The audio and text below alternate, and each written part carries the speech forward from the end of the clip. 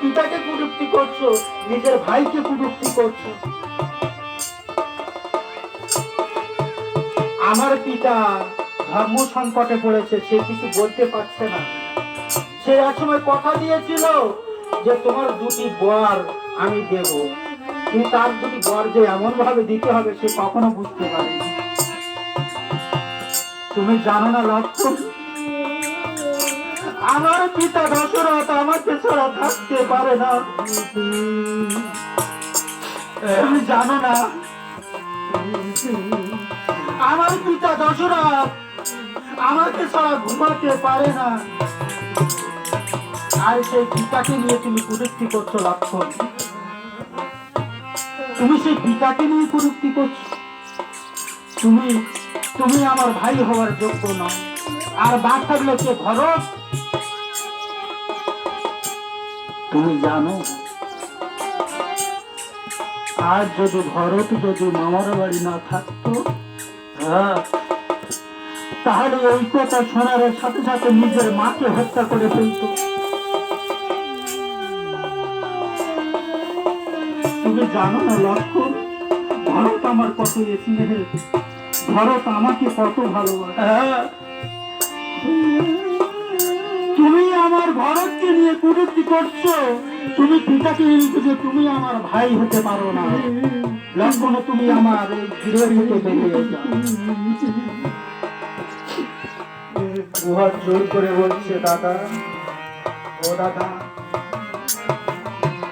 আমি বুঝতে পারি, আমি যদি কোনো ভুল করে থাকি দাদা আমাকে ক্ষমা করে দাও।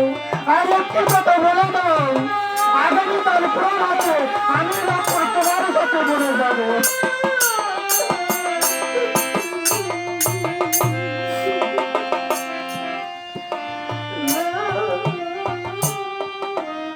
তা হয় না লক্ষণ, কারণ মাতা কই কই শুধু আমাকে বনে যাওয়ার কথা। তুমি জানো না দাদা, এই বিশ্ব ব্রহ্মাণ্ডে তুমি আমার এক অঙ্গ। তুমি যেখানে থাকবে না সেখানে লক্ষণ থাকবে না। তুমি যেখানে তোমার যেখানে স্থান নেই সেখানে লক্ষণের কোনো স্থান হতে পারে না। তাই তুমি বনে থাকবে আর এই লক্ষণ এই রাজ্যে থাকবে, তা কখনো হতে পারে না। আগামীকাল প্রভাতে এই লক্ষণ তোমার সাথে বনে যাবে দাদা, তুমি আমাকে বাধা দিতে পারবে না। আস্তে আস্তে মা সীতাও এই কথা শুনলেন। মা সীতা বলছে, ওগো স্বামী,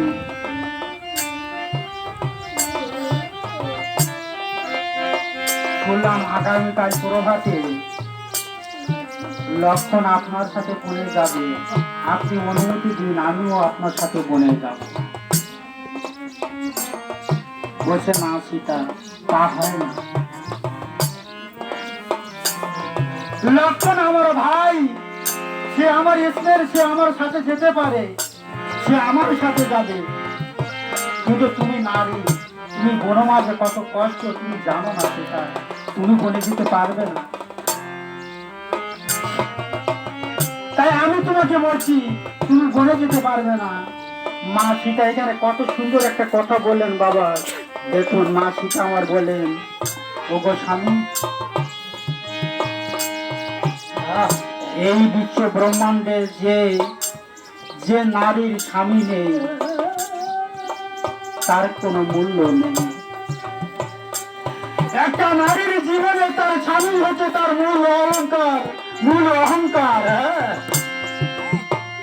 ওগো স্বামী, তুমি থাকবে ওই বনে, আর আমি এই রাজ্য থেকে রাজ অভিষেক রেখে এই রাজ্য থেকে আমি কি করব? কি দরকার আমার এই রাজ্যে? আমার স্বামী থাকবে পথে পথে, আমার স্বামী থাকবে বন মাঝে, আর আমি থাকবো এই রাজ্যে। এই রাজ্য আমি চাই না। ওগো স্বামী, তুমি আমার অলংকার, তুমি আমার অহংকার, তুমি আমার প্রাণনাথ, তুমি আমার ঈশ্বর, তুমি আমার ভগবান, তুমি আমার সব। কৃপা করে আমাকে অনুমতি দাও, আগামীকাল প্রভাতে আমিও বনে যাব।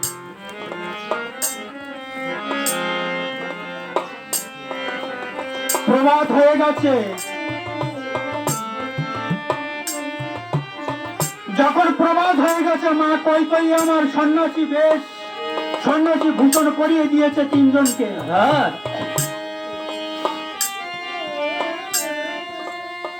রাজা দশরথ আমার অচেতন হয়ে পড়ে আছে, চোখের জলে ভেসে যাচ্ছে,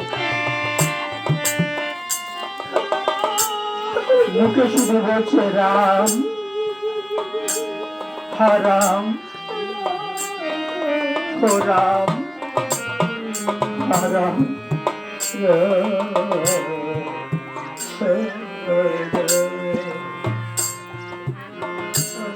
প্রভু রামচন্দ্র আমার পিতার চরণে প্রণাম করছে আর বলছে, পিতা পিতা গো,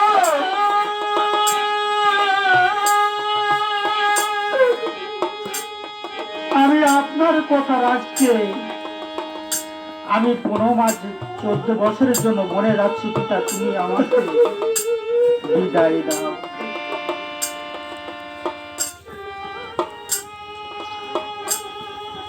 রাজা দশরথ শুধু হাতটি উঠালেন, আর কোনো কথা বলতে পারছে না।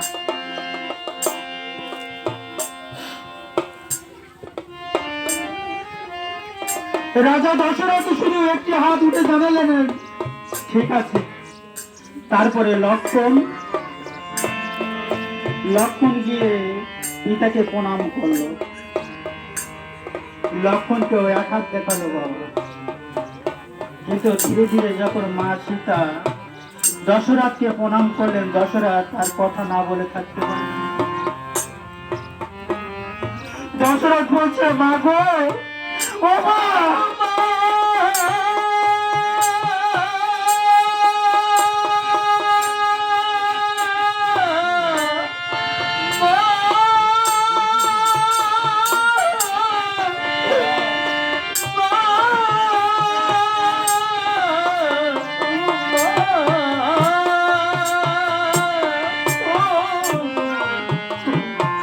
বলছে মা, ও মা, আমার পুত্র রাম বনে যাচ্ছে, আমার পুত্র লক্ষ্মণ বনে যাচ্ছে, কিন্তু তুমি কেন বনে যাচ্ছ না? একটিবারের জন্য আমাকে বলো। তুমি আমার গৃহের লক্ষ্মী মা, আমার গৃহে যদি লক্ষ্মী না থাকে তাহলে আমার এই গৃহে কে থাকে? তুমি একটিবারের জন্য বলো। আমি তোমার পিতাকে আমি কি জবাব দেব? তুমি একটিবারের জন্য বলতে পারো মা, আমি তোমার পিতাকে কি জবাব দেব? তুমি বনে যেও না মা। মা সীতা আমার বললেন, পিতা গো, ও পিতা,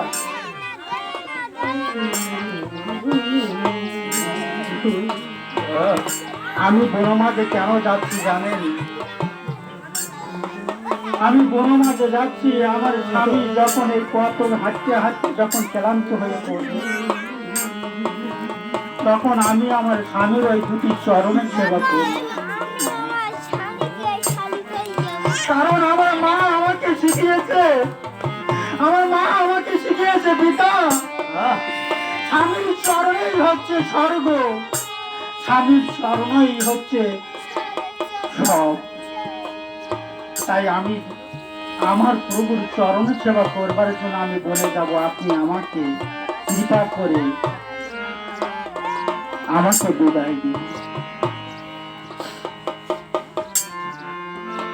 একে একে তিনজন বিদায় নিয়ে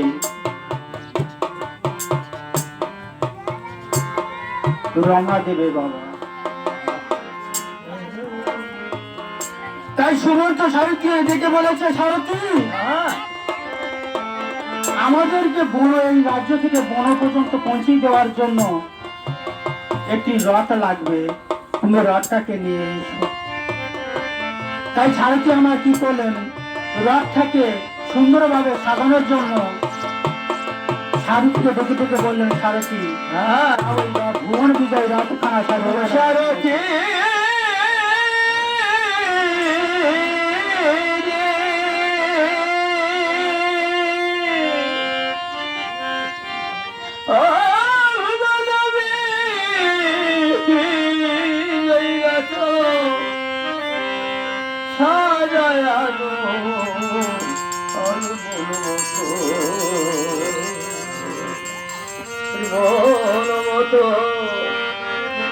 দেখিতে সুন্দর ও সারথী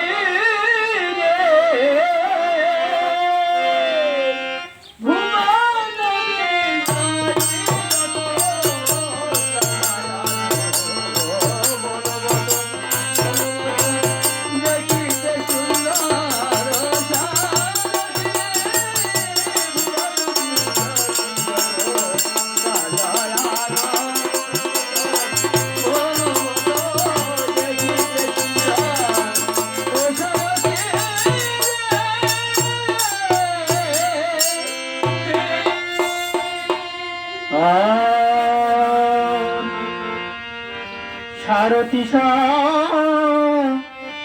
সারথী বলে ডাকে কোনে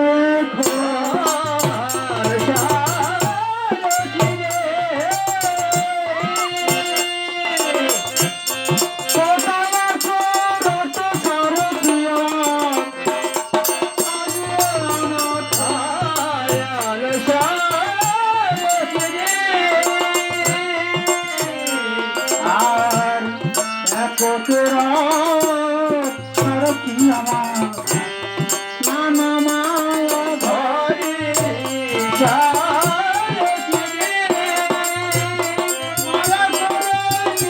গেছে রঘমা দিদি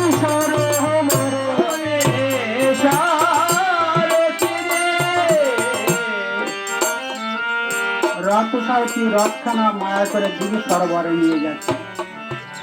তাই কবি এখানে দিঘি সরোবরে বর্ণনা দিচ্ছে কেমন ভাবে। ওই সোনার ঘাটে সোনার পটে সোনার তুষার সারথী রে, ওই সোনার জলে চলেছে কত সোনার তরঙ্গে সারথী রে। আরে সোনার